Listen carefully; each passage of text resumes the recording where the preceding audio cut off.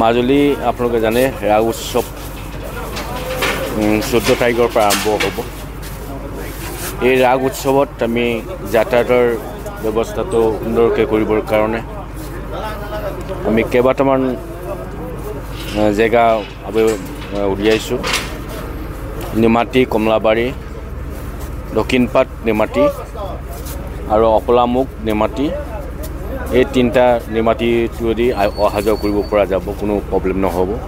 আৰু যদি ডাইৰেক্ট যদি আহিব বিচাৰে আপুনি ডিব্ৰুগড় টু মাজুলীলৈকে মাত্ৰ 2 ঘণ্টা লাগিব। 2 লেন ৰাস্তা বনাই দিয়া হৈছে। দকুৱাখানা হৈ আহিব পাৰিব আৰু বিহপুৰীয়া হৈ আহিব পাৰিব। কাৰণ মাজুলী ৰাগ উৎসৱটো কাৰণ আৱেগ আৰু জড়িত আছে।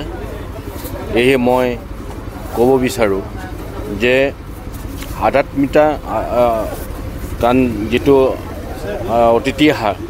অতিথিসকলক যিটো আমি আদৰ কৰিব লাগে, এইধৰণে আদৰ কৰিবৰ কাৰণে অনুৰোধ জনাইছোঁ।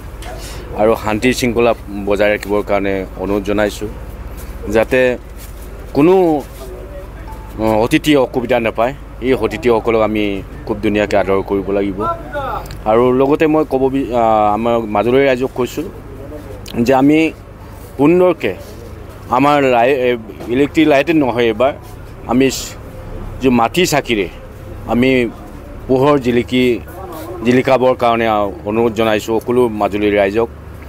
গড়ে গড়ে যাতে 3 আলি 4 আলি দোকানে বজাৰে কাৰণ চাকি বন্তি যিটো মাটি চাকিৰে পোহৰ জিলিকাবৰ কাৰণে অনুৰোধ জনাইছোঁ। আৰু লগতে মাজুলীৰ ৰাইজক অনুৰোধ জনাইছোঁ যে খুব সুন্দৰকৈ যাতে চাফ চিকুণে ৰাগ উৎসৱটো যাতে পৰিষ্কাৰ পৰিচ্ছন্ন পাতিবৰ কাৰণে অনুৰোধ জনাইছোঁ।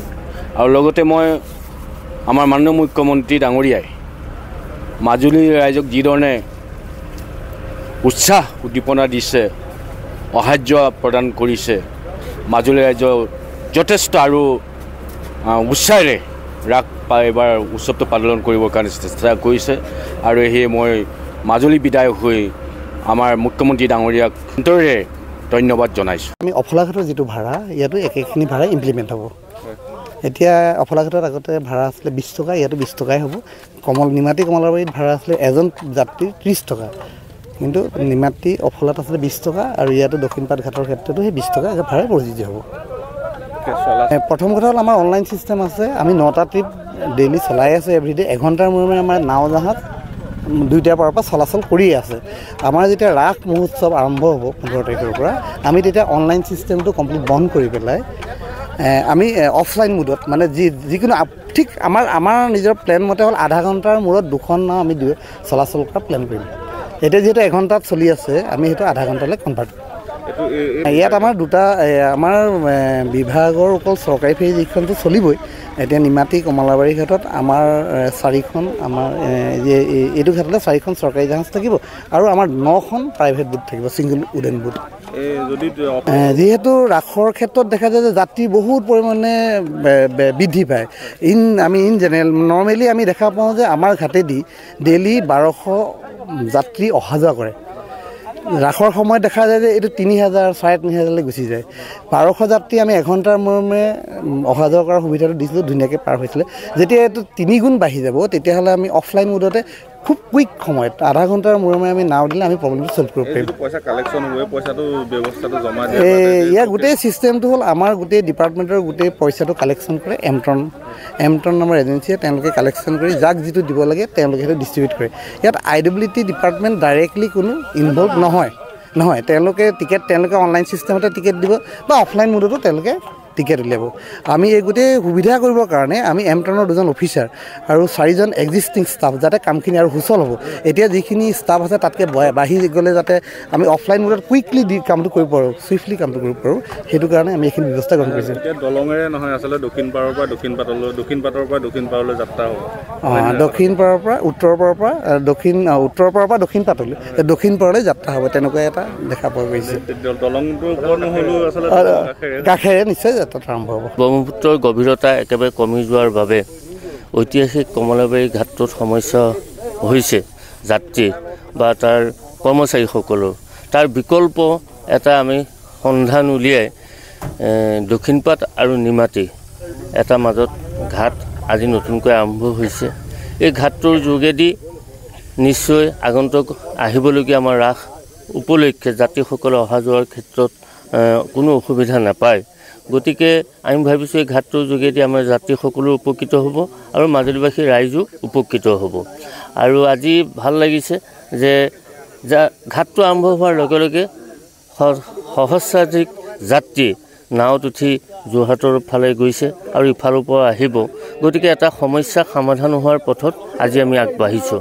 আৰু এই ক্ষেত্ৰত জিলা আয়ুক্তগৰাকী আৰু আভ্যন্তৰীণ জল পৰিবহণ বিভাগৰ বিষয়াসকল, IWTৰ বিষয়াসকল আৰু স্থানীয় ৰাইজে যিটো সহযোগিতা আগবঢ়ালে এই ঘাটটো নিৰ্মাণৰ কাৰণে, তাৰ কাৰণে তেখেতসকলকো মই ধন্যবাদ জনাইছোঁ।